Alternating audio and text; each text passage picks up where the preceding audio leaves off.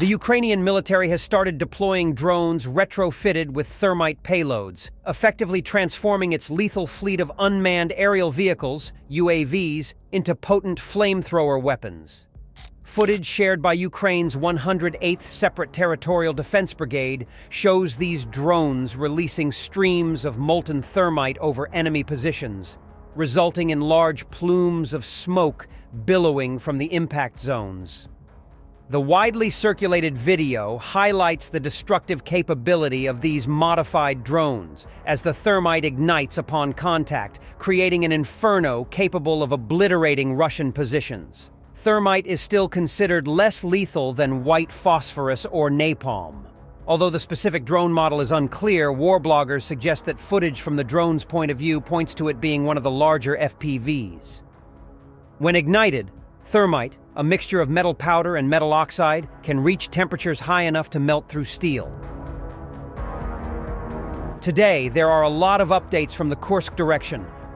Here, the Ukrainians launched a powerful attack at the northern flank of Korenevo, effectively encircling a large concentration of Russian fighters. Simultaneously, they are advancing on the southern flank, setting the stage for an even larger encirclement of Russians in Korenevo. As previously reported, Ukrainian forces entered Korenevo and consolidated their positions on the eastern outskirts after the Russians redeployed their main force away from the town.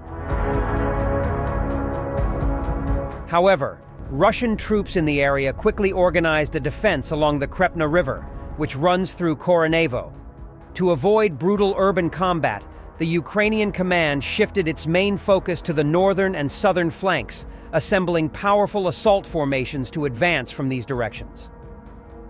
The most significant Ukrainian tactical success occurred on the northern flank of the town. It was initially believed that Russian forces in this area maintained a solid defensive line along the Krepna River, except for the village of Zhuravli.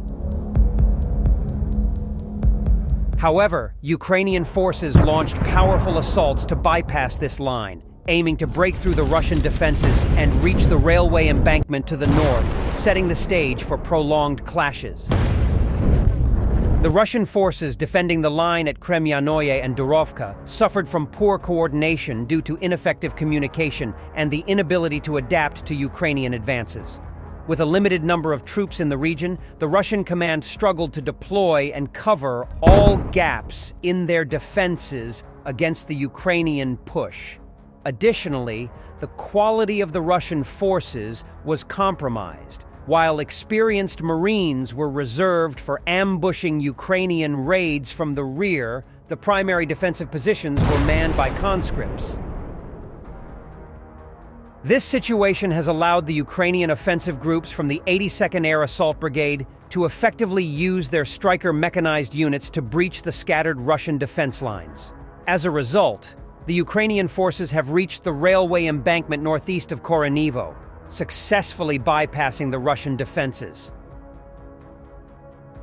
The Russian command's failure to deploy sufficient troops along the defensive line allowed Ukrainian forces to exploit these gaps and launch attacks from behind. This situation left the Russian forces with all escape routes under the control of Ukrainian assault groups. An updated map provided by Ukrainian Commander-in-Chief Syrskyi indicated that the Russians still control the towns of Kremyanoye and Durovka. This means that Ukrainian forces now hold positions all around them, effectively placing the Russian troops in a state of complete encirclement. To leverage their newly gained territories for further assaults north of the town, Ukrainian forces will focus on eliminating the pocket of encircled Russian troops. While the encirclement almost guarantees the elimination of these forces, it will extend the clashes, as the Russians have no option for withdrawal. Consequently, the encircled Russian troops are likely to surrender once they exhaust their ammunition and are no longer able to continue the fight. The fall of the Durovka-Kremyanoye pocket would allow Ukrainian forces to advance on the northern part of Korenevo. Capturing this northern section would sever the Korenevo-Rilsk highway, completing the encirclement of the Russian garrison in the town and paving the way for its eventual takeover. Simultaneously, Ukrainian forces have continued their advance south of Korenevo. Elements of the Ukrainian 36th Marine Brigade are working to expand the southern flank to secure it for a main assault on Koronevo from the south. During these operations, the Ukrainian Marines have established control over the village of Vishnevka and captured half of Komarovka. The goal of the Ukrainian command in this area is to advance and secure positions along the Snagist River to simplify flank defenses. By achieving this, they would reduce the number of troops needed to guard the flanks, allowing a greater concentration of forces to intensify attacks south of Koronevo and bolster the main offensive. The main factor contributing to the success of the Ukrainian Marines in the area is their opposition to the Russian 155th Marine Brigade.